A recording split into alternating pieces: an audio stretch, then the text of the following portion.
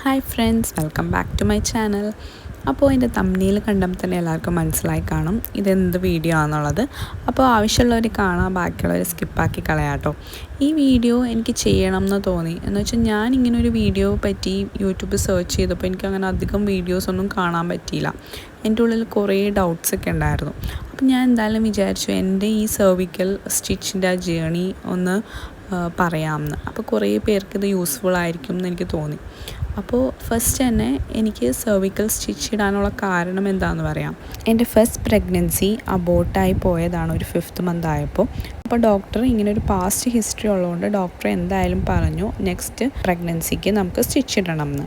എല്ലാവർക്കും ഒന്നും ഇത് ബാധകമല്ല കേട്ടോ. ചില കേസിൽ മാത്രം ഡോക്ടർ നമ്മളോട് സജസ്റ്റ് ചെയ്യും സ്റ്റിച്ച് ഇട്ടാൽ നല്ലതാണെന്നുള്ളത്. അപ്പോൾ എനിക്കിങ്ങനെ ഒരു പാസ്റ്റ് ഹിസ്റ്ററി ഉള്ളതുകൊണ്ടാണ് ഡോക്ടർ ഇത് പറഞ്ഞത്. ഈ സ്റ്റിച്ച് ഇടേണ്ട ടൈം എന്ന് പറയണത് 12 to 14 വീക്സിൻ്റെ ഉള്ളിലാണ്. അതായത് നമ്മുടെ സെക്കൻഡ് ട്രൈമസ്റ്റർ സ്റ്റാർട്ട് ആവണ ആ ഒരു ടൈമിൽ. അപ്പോൾ എനിക്ക് ഇട്ടത് ഒരു 13 വീക്സൊക്കെ കഴിഞ്ഞപ്പോഴാണ്. ഈ NT സ്കാനിങ് ഒക്കെ കഴിയുമല്ലോ, അത് കഴിഞ്ഞിട്ടാണ് സ്റ്റിച്ച് ഇടുള്ളൂ. സ്റ്റിച്ച് ഇടേണ്ട മുന്നുള്ള ഫസ്റ്റ് പ്രോസസ്സ് എന്താണെന്ന് വെച്ചാൽ അവർ സ്വാബ് ടെസ്റ്റ് ചെയ്യും. സ്വാബ് ടെസ്റ്റ് എന്ന് പറഞ്ഞാൽ നമ്മുടെ സെർവിക്കലിൽ അവിടെ നിന്ന് ഡിസ്ചാർജ് കളക്ട് ചെയ്യും അവർ.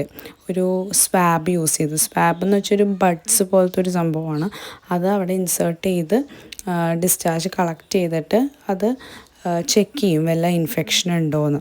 ഇൻഫെക്ഷൻ ഉണ്ടെങ്കിൽ നമ്മൾ ജസ്റ്റ് അതിന് ആൻറ്റിബയോട്ടിക് കഴിക്കേണ്ടി വരും. അത് മാറിയിട്ടാണ് പിന്നെ സ്റ്റിച്ച് ഇടാൻ പറ്റുള്ളൂ. അപ്പോൾ ഇത് എടുക്കുന്ന പ്രോസസ്സ് അങ്ങനെ വലിയ പെയിൻഫുൾ വേറെ ഒന്നുമില്ല, ജസ്റ്റ് 2 സെക്കൻഡിൻ്റെ കാര്യമുള്ളൂ കേട്ടോ. അപ്പോൾ എനിക്ക് ആദ്യം സ്വാബ് ടെസ്റ്റ് ചെയ്തപ്പോൾ ഒരു ചെറിയ എന്തോ ഒരു ഇൻഫെക്ഷൻ ഉണ്ടായിരുന്നു. അപ്പോൾ ഡോക്ടർ അതിനുള്ള മെഡിസിൻ തന്നു. അത് കഴിഞ്ഞിട്ട് 1 വീക്കായിട്ട് പിന്നെയും സ്വാബ് ടെസ്റ്റ് ചെയ്ത് നോക്കി. അപ്പോൾ കുഴപ്പമൊന്നും ഉണ്ടായില്ല. അപ്പോൾ ഡോക്ടർ ഒരു ഡേറ്റ് പറഞ്ഞു അഡ്മിറ്റ് ആവാൻ വേണ്ടി. അപ്പോൾ അഡ്മിറ്റായ വീഡിയോ ഉണ്ട് നിങ്ങൾ കാണണേ. അപ്പോൾ ഞാനും ഹസ്ബൻഡും ഒരു ഈവനിങ് വന്നാണ് അഡ്മിറ്റ് ആയത് ഹോസ്പിറ്റലിൽ. ഞാൻ കാണിച്ചത് ക്രാഫ്റ്റ് ഹോസ്പിറ്റൽ കൊടുങ്ങല്ലൂരാണ്, സുഭാഷ് ഡോക്ടറിനെയാണ് കാണിച്ചത്. അപ്പോൾ നെക്സ്റ്റ് ഡേ ആയിരുന്നു എനിക്ക് സ്റ്റിച്ച് ഇടാമെന്ന് പറഞ്ഞത്. അപ്പോൾ ടൈം പറഞ്ഞിട്ടുണ്ടായില്ല. അപ്പോൾ അതിന് മുന്നേ അന്ന് ഈവനിങ് അനസ്തീഷ്യ ഡോക്ടറിനെ കാണണമായിരുന്നു കേട്ടോ. അപ്പോൾ ഡോക്ടറാണ് നമ്മളെ ചെക്ക് ചെയ്യും, നമുക്ക് ഷുഗർ ഉണ്ടോ തൈറോയ്ഡ് ഉണ്ടോ അങ്ങനെ കുറേ കാര്യങ്ങളൊക്കെ ചോദിക്കും. എന്നിട്ട് അവർ നമുക്കൊരു ടൈം തരും. അപ്പോൾ എനിക്ക് പിറ്റേ ദിവസം 5 മണിക്കാണ് ടൈം കിട്ടിയത്. ഞാനും ഇങ്ങനെ കുറേ വീഡിയോസൊക്കെ സെർച്ച് ചെയ്തായിരുന്നു, പക്ഷെ എനിക്ക് കംപ്ലീറ്റ് ഡീറ്റെയിൽസ് ആയിട്ടൊരു വീഡിയോ കിട്ടിയിട്ടുണ്ടായില്ല. അപ്പോൾ ഇങ്ങനെ മനസ്സിലിങ്ങനെ ഒരു ചെറിയൊരു ടെൻഷനൊക്കെ ഉണ്ടായിരുന്നു. അപ്പം ഞാൻ ഓപ്പറേഷൻ തിയേറ്ററിൽ പോകാൻ റെഡി ആവണ സീനാണ് കേട്ടോ നിങ്ങൾ കാണണേ. മുടിയൊക്കെ പിന്നി കെട്ടി എന്നെ കൊണ്ടുപോവാണ്. വൈകിട്ട് 5 മണിക്കായിരുന്നു.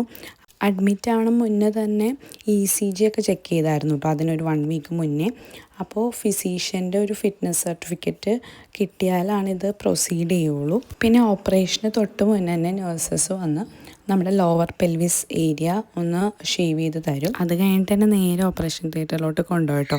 തിയേറ്റർ കണ്ടപ്പോഴേക്കും ഒരു പേടിയൊക്കെ ആയി. ആ ഒരു സെറ്റപ്പൊക്കെ കാണുമ്പോൾ നമ്മളിതുവരെ കാണാത്തൊരു സംഭവമല്ലേ, കുറേ ആൾക്കാർ ചുറ്റും. പിന്നെ ഓപ്പറേഷൻ തിയേറ്ററിൽ കയറ്റുന്നതിന് മുന്നേ അവർ നമ്മളെ ജസ്റ്റ് എല്ലാവരും ഒന്ന് കാണിക്കും കേട്ടോ. അതേപോലെ കഴിയുമ്പോഴും കൊണ്ടുവന്ന് കാണിക്കും. ആദ്യം തന്നെ അനസ്തീഷ്യ തരും, സ്പൈനൽ അനസ്തീഷ്യ. അത് തന്നപ്പോൾ വലിയ വേദന ഒന്നും തോന്നിയില്ല, ജസ്റ്റ് ഇങ്ങനെ ഉറുമ്പ് കുത്തണ പോലെ തോന്നി, അത്രേ ഉള്ളൂ. അപ്പോൾ തന്നെ നമ്മുടെ താഴോട്ട് ഇങ്ങനെ മരവിക്കും. അപ്പോൾ തന്നെ ഡോക്ടർ വന്ന് പ്രോസസ്സ് സ്റ്റാർട്ട് ചെയ്തു. ഒരു 20-30 മിനിറ്റ്സ് എന്തോ ഉണ്ടായുള്ളൂ കേട്ടോ, വേഗം കഴിഞ്ഞു. അത് കഴിഞ്ഞപ്പോൾ എനിക്ക് വേറെ ഒന്നും തോന്നിയില്ല എന്ന് വെച്ചാൽ അനസ്തേഷ്യ തന്നിട്ടുണ്ടായല്ലോ. അത് കഴിഞ്ഞ് അവർ ICUവിലോട്ട് കൊണ്ടുവന്നു. അവിടെ ഒരു 6 hours അവർ ഒബ്സർവേഷനിൽ വെച്ചിട്ടാണ് റൂമിലോട്ട് അയച്ചത്. കുറച്ച് കഴിഞ്ഞപ്പോൾ അനസ്തേഷ്യയുടെ എഫക്റ്റൊക്കെ മാറാൻ തുടങ്ങി കേട്ടോ. അപ്പോൾ ചെറിയൊരു പെയിൻ പോലെ തോന്നി, ചെറിയ പെയിൻ. നമ്മുടെ പീരീഡ്സൊക്കെ തുടങ്ങുമ്പോൾ ഒരു ചെറിയ പെയിൻ ഉണ്ടാവില്ല, അത്ര അങ്ങനെ തോന്നിയുള്ളൂ. അപ്പോൾ അവിടെ സ്റ്റിച്ചിട്ട സ്ഥലത്ത് അവരൊരു ഇങ്ങനെ ഒരു പാക്ക് പോലെ വെച്ചിട്ടുണ്ടായിരുന്നു, പഞ്ഞിയൊക്കെ വെച്ച്. അപ്പോൾ അതൊക്കെ റിമൂവ് ചെയ്ത് അവർ നമ്മളെ ക്ലീനൊക്കെ ചെയ്ത് യൂറിനും പാസ് ചെയ്ത് കഴിഞ്ഞാൽ നമുക്ക് റൂമിലോട്ട് പോവാം. പിന്നെ ആ ദിവസം നമ്മൾ ലൈറ്റായിട്ടുള്ള ഫുഡ് വേണം കഴിക്കാം കേട്ടോ. പിന്നെ പിറ്റേ ദിവസം മുതൽ നമ്മൾ സാധാ കഴിക്കണ പോലെ ഫുഡൊക്കെ കഴിച്ചു തുടങ്ങി. പിന്നെ മെയിൻ പ്രശ്നം എന്താണെന്ന് വെച്ചാൽ കോൺസ്റ്റിപ്പേഷൻ ആയിരുന്നു. അത് നമ്മൾ ഈ മരുന്നൊക്കെ കഴിക്കണതുകൊണ്ടുള്ള ബുദ്ധിമുട്ട്. അപ്പോൾ സ്റ്റിച്ച് ഇട്ടുകൊണ്ട് നമുക്ക് അധികം സ്ട്രെയിൻ എടുക്കാനും പറ്റില്ല. അപ്പോൾ അങ്ങനെ ഒരു പ്രശ്നം എനിക്കുണ്ടായി. പിന്നെ സാധാ പോലെ പിറ്റേ ദിവസമൊക്കെ കുളിച്ചു. പിന്നെ ചെറിയ ബ്ലീഡിങ് ഉണ്ടായിരുന്നു കേട്ടോ, ചെറിയ 2-3 ദിവസത്തേക്ക് ഉണ്ടായുള്ളൂ. അത് പിന്നെ മാറി. 2 ഡേയ്സ് കഴിഞ്ഞപ്പോൾ തന്നെ എന്നെ ഡിസ്ചാർജ് ചെയ്തു കേട്ടോ. എനിക്കങ്ങനെ വലിയ ബെഡ് റെസ്റ്റ് ആയിട്ടൊന്നും പറഞ്ഞിട്ടില്ല. എനിക്കങ്ങനെ സെർവിക്കൽ ലെങ്ത്ത് ഒക്കെ ഉണ്ടായിരുന്നു. അപ്പോൾ അങ്ങനെ കുറവുള്ളവർക്കായിരിക്കും ബെഡ് റെസ്റ്റ് ഒക്കെ പറയണത്.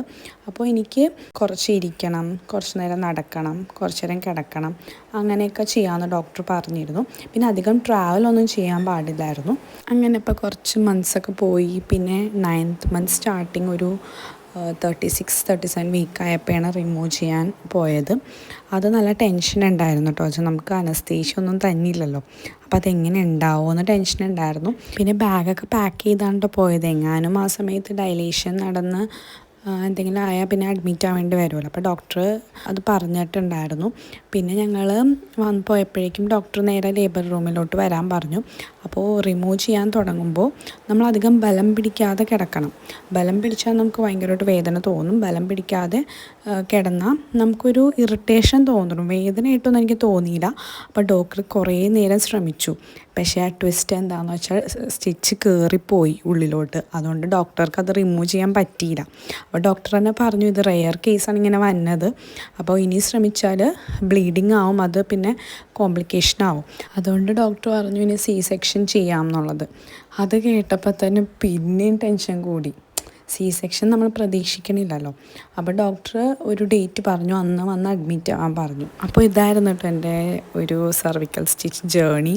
ഇനി വേറെ എന്തെങ്കിലും ഡൗട്ട്സ് നിങ്ങൾക്ക് ഉണ്ടെങ്കിൽ ഒന്നല്ലെങ്കിൽ കമൻറ്റ് ചെയ്യുക, ഞാൻ റിപ്ലൈ ആയിട്ട് പറയാം, അല്ലെങ്കിൽ ഞാൻ വേറൊരു വീഡിയോ ആയിട്ട് ചെയ്യാം. അപ്പോൾ ഇത്രേ ഉള്ളൂ. അപ്പോൾ എൻ്റെ വീഡിയോ ഇഷ്ടപ്പെട്ടാൽ ലൈക്ക് ചെയ്യുക, ഷെയർ ചെയ്യുക, ആദ്യമായിട്ട് കാണണമെങ്കിൽ സബ്സ്ക്രൈബ് ചെയ്യുക. അപ്പോൾ ഓക്കെ, ബൈ.